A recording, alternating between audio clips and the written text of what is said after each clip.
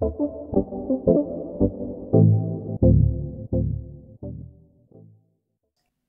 and welcome everyone to the Cross Cultural Couples Podcast.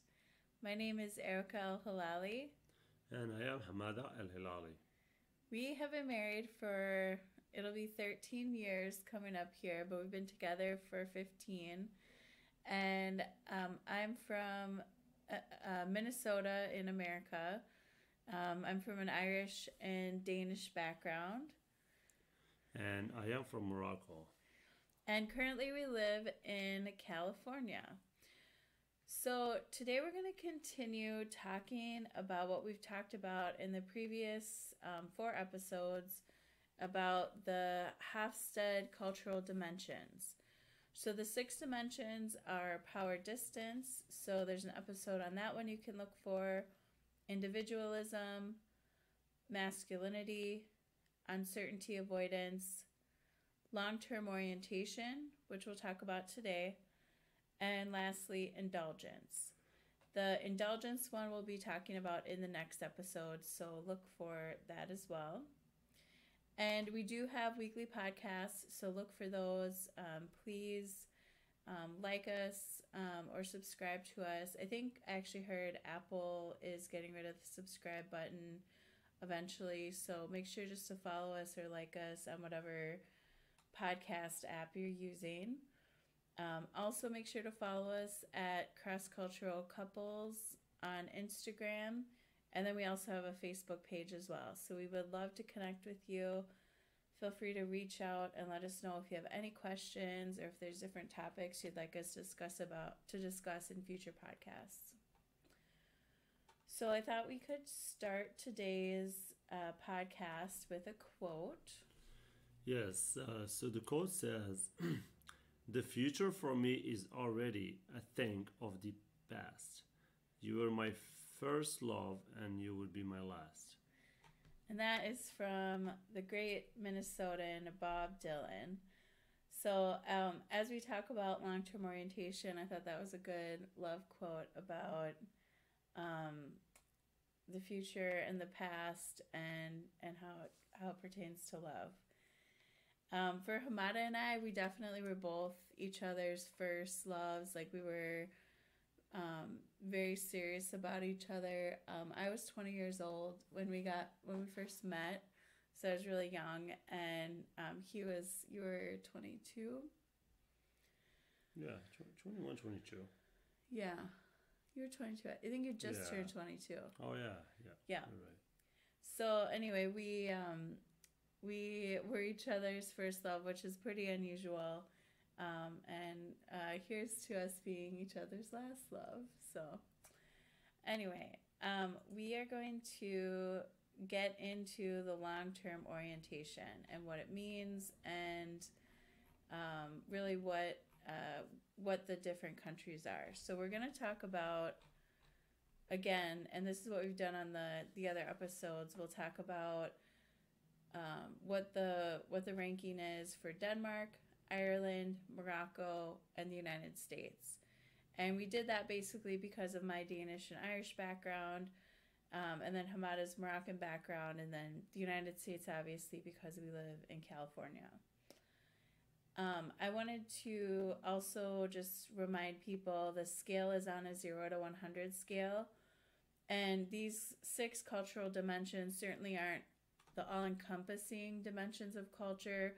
They just give you a good starting point to start to really see, where does your partner's culture fall? Does it match up with yours? Are there differences?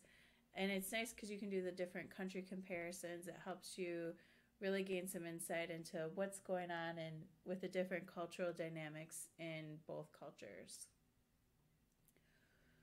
So to get started, we'll do just the overview of what everyone is at. The first one, Denmark, is at a 35, which is the highest in the whole 4 countries. 35 yes. In long-term orientation. Yep, and then next is Ireland, which is score 24, and next is Morocco, which is 14, which is lower. I'm actually surprised about that. And then 26 for the United States. Yeah, and so because all of our four countries, this is the only one where they're pretty much all under 50. Out of these four, I look to see what are examples of cultures that are higher on the long-term orientation, and they're mainly located in Eastern Asia. So like China, Japan, those countries tend to be the highest on this scale. And so, and then Africa, Western Europe, and then the U.S. tend to be on the lower end. And Morocco was very low at 14. But first, we'll talk about Denmark. So just so we get a clear understanding of what they mean by long-term orientation, this describes how a society has to maintain some links with their own past while dealing with the challenges of the present and future. And societies can prioritize these in different ways. So if you're a normative society, so that means you score lower on the dimension, you prefer to maintain time-honored traditions and norms while viewing societal change with suspicion. So those with a culture that is on the higher end of the scale, you take a more pragmatic approach. So they encourage thrift, and there may be more efforts to focus on modernizing education as a way to prepare for the future. Mm-hmm. So I think when it's explained that way, it kind of makes more sense where the rankings fall. Because I do see Morocco being a very normative society. So for Denmark specifically, though, they were 35, so they were the highest out of the four countries we're going to talk about. Overall, they're still classified as normative. So there's still a strong concern with establishing the truth and like the concept that there's an absolute truth. There's also just in general more normative way of thinking about things. And they also exhibit great respects for tradition, and they have a relatively small propensity to save for the future. So there's a focus on achieving quick results. So I do think that especially in Western culture, even just with the economy in Western culture, is so focused on the short term. You know, it's just about like the whole business cycle is very short term. So I think that even plays into it to the point where it's like so transactional. Everyone's just transactionally doing things. I think Denmark probably is higher on the scale than the other four we're going to talk about. Just having grown up in Minnesota, and then also just having been to Scandinavia, knowing what the weather is there. Probably out of all the places in Western Europe, they definitely had to prepare for the future a little bit more just to survive the winter. So there was just historically that value on preparing and making sure that you had enough stores of food so that you would make it through the winter. So I think that's probably why it's on the higher end, but still overall a normative society. Now let's talk about Ireland. So Ireland, what is also I was thinking Ireland would be the same way as Denmark, but it's close. Yeah, it's actually a 24, which is the second lowest score. So they're actually closer to Morocco even than Denmark. Which is interesting. I think people don't realize how different Ireland is in so many ways. It really is. Now that I'm learning about it. Yeah, now that you learn about Ireland. And it's so unique. It's different. It wasn't, like, Ireland wasn't a colonial power ever. Like, they were colonized themselves. So, like, there's just a lot of stuff historically that's different in Ireland. And so they do have this sense of having a strong concern with establishing the absolute truth, and they're more normative in their thinking. They also do have a great respect for traditions, and a relatively small propensity to save for the future. So I think for Ireland though, there is a great respect for the traditional, and sometimes at the expense of what's pragmatic or practical even. And so like you'll see people doing things to preserve the tradition over finding something that's practical and maybe the best way forward. But I don't think one way or the other is necessarily bad. I think there's good in both approaches. I do think that the focus on quick results goes back to kind of that same economic model that most of Western democracies are on now, of focusing on the short-term game. And even in recent history in Ireland with the rapid economic expansion and the Celtic Tiger years, you saw Ireland's economy really take off quickly. And then when the Great Recession hit, obviously that went down. And I do think that not necessarily focusing on that long term probably can make it so that the economy can see more up and down cycles, which isn't necessarily the most stable. So the next one we'll talk about is Morocco. Morocco scored 14, which is the lowest, and I'm actually surprised with that number. So with the very low score of 14, Moroccan culture is clearly normative. People in such societies have a strong concern with establishing the absolute truth. They are normative in their thinking. They exhibit great respect for traditions, a relatively small propensity to save for the future, and focus on achieving quick results. And I actually think that Morocco is so incredibly normative because of the history of business in Morocco, where you're in the marketplace, you're just quickly trying to make a sale, and so it's very transactional. Yeah. So for me, I think a lot of this comes back to just even the economic conditions historically and how those played a role for the different countries we're discussing.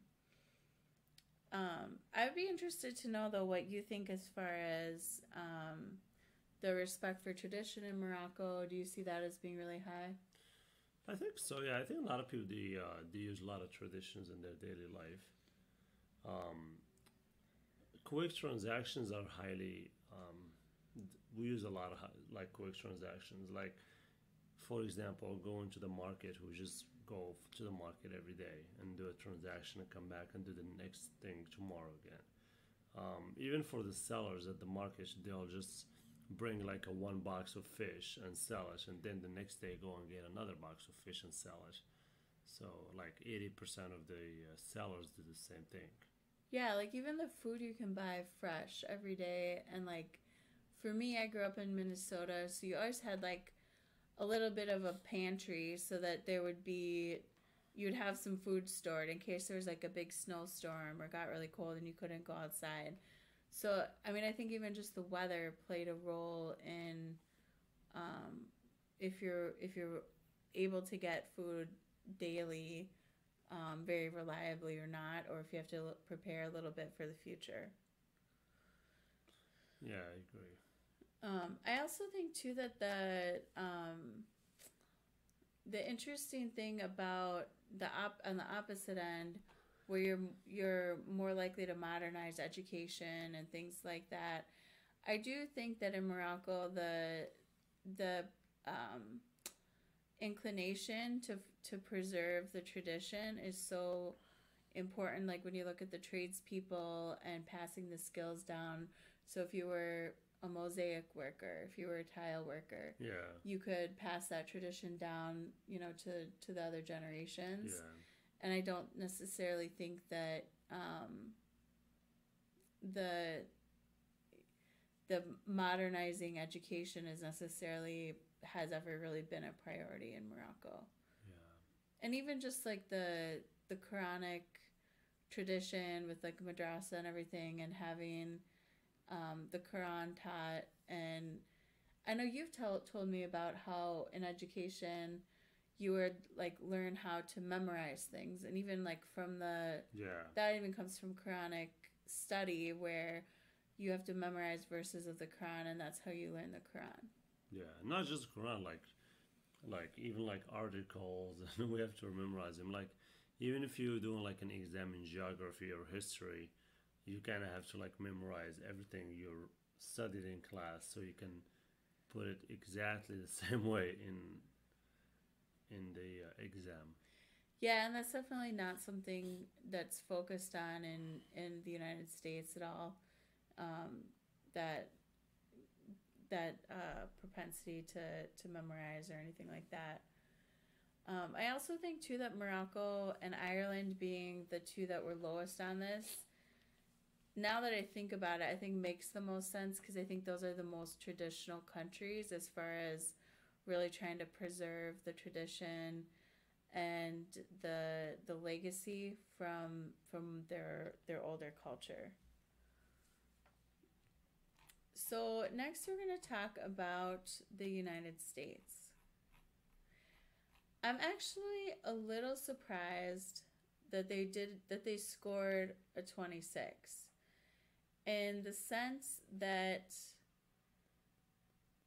America is such a new country. It doesn't have like the legacy of Morocco. Like, I mean, the history of Morocco is so deep and so steep. Like, if you go to Morocco, there's Roman ruins. So the city that Hamada is from, Rabat, there's Roman ruins there that you can go to, and just that legacy of having such an old culture and old traditions, America doesn't have. I mean, we have some of that, especially on the East Coast, but it's really not as deep as it is in Morocco or even Ireland. I know when I went to Ireland, I went to some old, actually, it was a old monastery from 400, and it was there were the ruins there from the monastery, and it's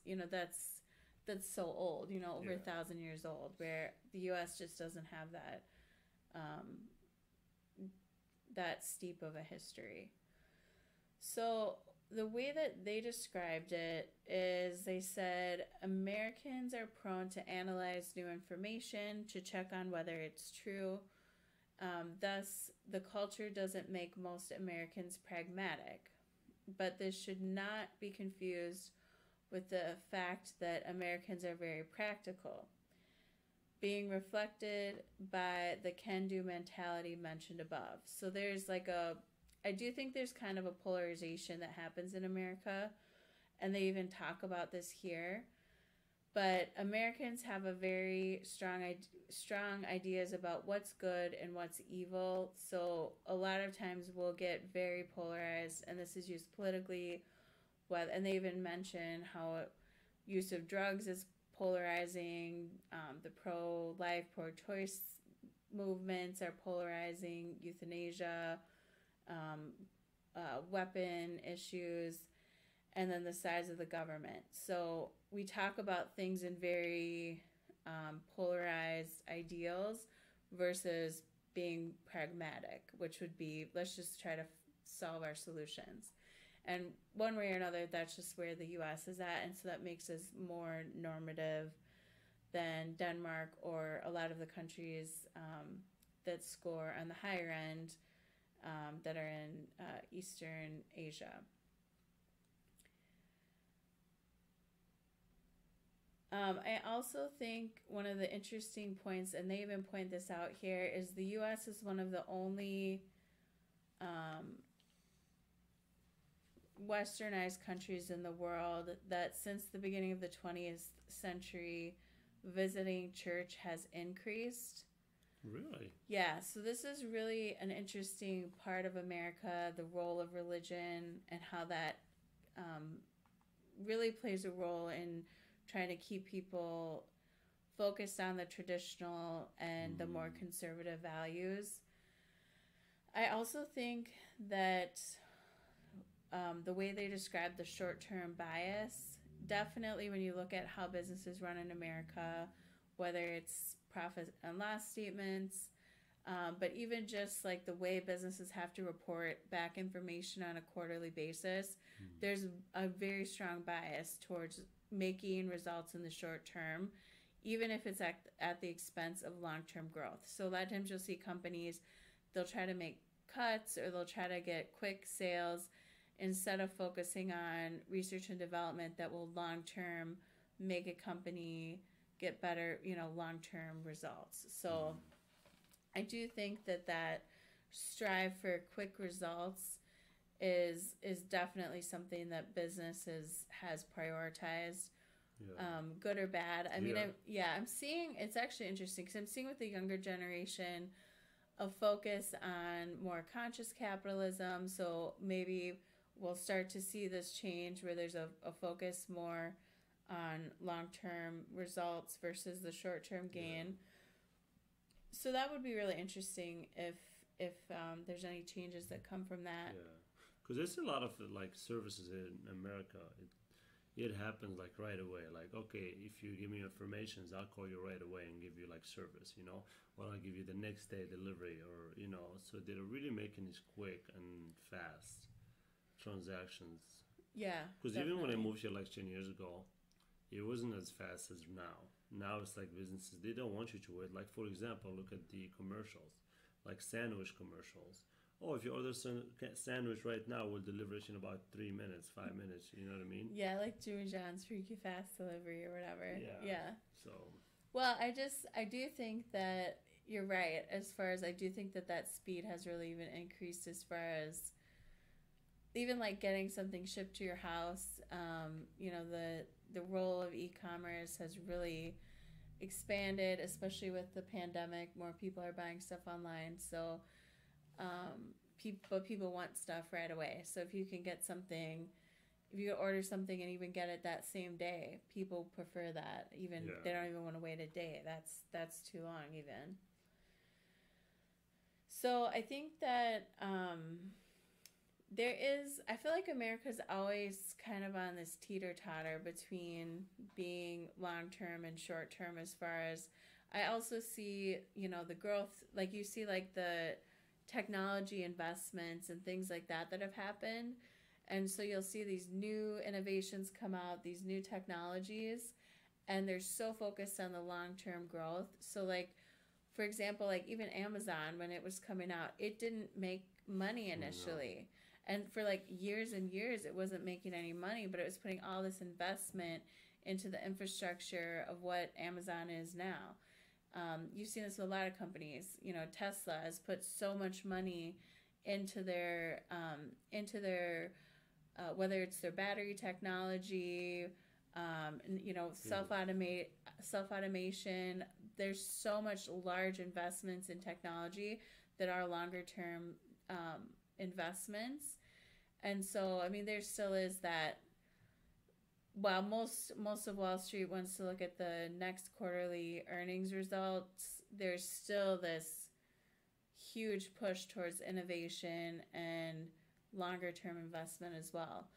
And, it's the same thing with on the traditional side. There's one undercurrent of America that's very, very traditional, very steeped in keeping the traditions and being in that normative culture. But then there's another, on the other hand, you have, a very progressive part of America that's very much, looking at new ways to do things and looking at whether it's modernizing education, whether it's looking at overturning, really examining what are the traditions we want to uphold and which ones do we want to, keep moving forward. Yeah.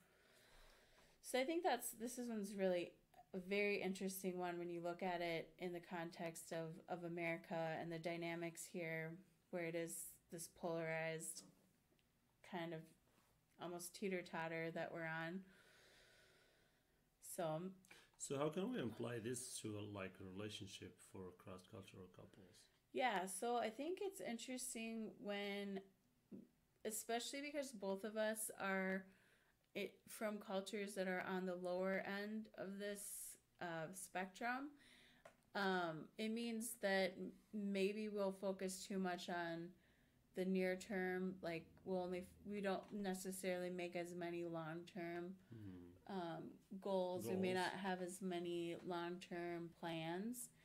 I would say for sure I'm more long term oriented than you are. Yes, that's for sure. Muda is very much, and I mean, he's a Moroccan, so he was lower on this than any of the cultures. I'm probably closer.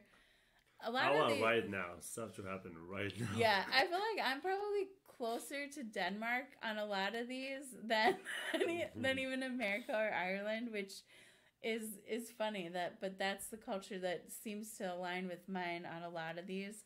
But on this one especially, I feel like I'm much more long-term oriented. I'm more pragmatic, and I love making plans. Like if I could, I'd plan stuff out for like 5-10 years and just plan it all out. But Hamada, that's not for him. I mean, that makes you happy. Go ahead, do it. Yeah. So Yeah, like for example, like even my friend who's married to an American woman, he keeps telling me that it's funny that when we talk to our wives, they tell you, okay, in 2022 or 2023 in July the 17th, we're going to Denmark, for example, and I'm like, we actually find it funny for somebody to plan something that far. Mm-hmm. And it's like you don't even know what's gonna happen tomorrow. How can you plan that far? Yeah, I think when we first were together, it bothered me a lot because I was like, no, I like to have a plan. I want to know this is what we're gonna do. But I feel like part of me is just realizing sometimes it is good just to be more in the moment, be in the present. And if 2020 taught us anything, it's that you can make all the plans in the world and they don't mean anything. So even if you plan the greatest vacation down to every little detail for July of 2020, you probably weren't going to be able to take it, you know? So I do think that there's definitely beauty in the flexibility. Like even for example, like in Morocco, nobody names the person till they're born. Oh yeah, and I knew 3-4 days after. I knew my son's name when I was like a kid. Like I always wanted to name well, first of all, I always knew I was gonna have a son, which is kind of weird. Most people I just knew it. Like I just had a feeling that I was like always gonna have a son first. And people thought I was crazy. I remember my sister was like, you always knew you were going to have a son. You want to name him Sam. And I'm like, yep. And now I have a son named Sammy. So yeah, in Morocco, if you chat, like there's even like proverbs where you start planning stuff and your mom or somebody will be like, well, just wait till they're born. Then we can find a name for them. Like just saying like that. Yeah, we don't plan stuff. Yeah, I remember like when your sister had her daughter. She didn't have the name right away, and I was like, they don't have a name. Like I was like ready to name my kid when I was a kid. So that's like the extreme opposites. Most people know, but a lot of people don't know the name until like 2-3 days after. Yeah. Like you go visit like your sister or somebody, and you're like, well, what's his name? We're like, we don't know yet. Well, he's here. Yeah, so I do think that definitely you need to just realize Hamada never made me feel bad though for being a planner, so I learned to like understand the beauty of his way of living with life and just being more flexible. And then I've learned to be a little bit more just a little bit more flexible with things, and I think he's given me the space if I do want to plan something. Like for me, naming my kid was really, really important to me. That was something that I was like, no, I'm not like negotiating on this. This is my son's name, and that was about it. And so he realized that was like important to him. Now our son does have a Moroccan spelling of the name, so I wanted to honor his culture with that too. So I do think that there's ways you can, and it worked out really well that the name works well in both cultures. The name exists in both cultures. Yeah, that's another thing. Like for the names, I think there's nothing wrong about naming your son or your daughter a certain name. But I think if you find a name that's gonna work for both cultures, it's helpful because if he goes to Morocco, people don't make fun of him. If he's here, so it's kind of like a name that works for both cultures, which is Yeah. it makes life a little easier. It's not the worst thing that's gonna happen to a kid, but it makes life easier. Yeah, well, especially for the grandparents. He has Moroccan grandparents and American grandma. I wanted him to like be able to have a name that was easy for both of them to pronounce, easy for both of them to understand. So I think that does help, and I think it helps especially dealing with like the in-laws and then the larger extended family as well when they can. It's a name that they're familiar with, and it's not just completely foreign to either side. Now, every culture probably it's not going to work out that way, but if you can work it out, it does. It does really make it nice, I think. Yes, it's true.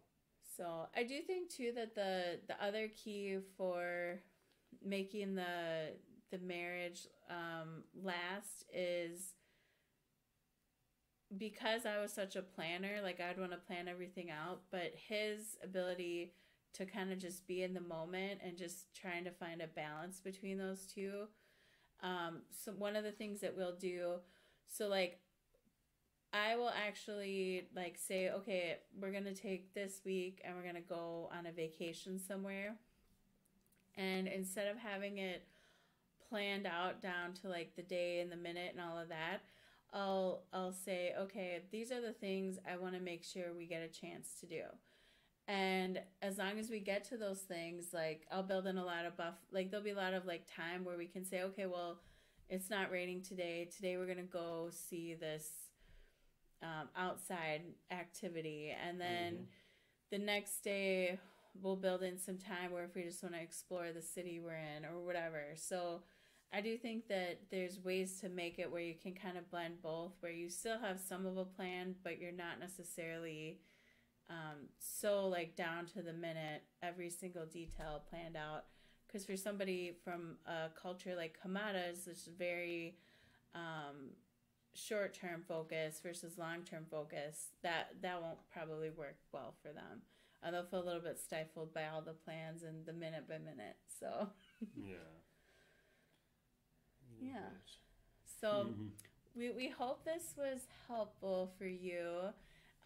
We will be talking about indulgence next time and the difference between the cultures on that. That one should be interesting. That one's probably got some of the most extreme differences between the four countries, aside from the individualism one.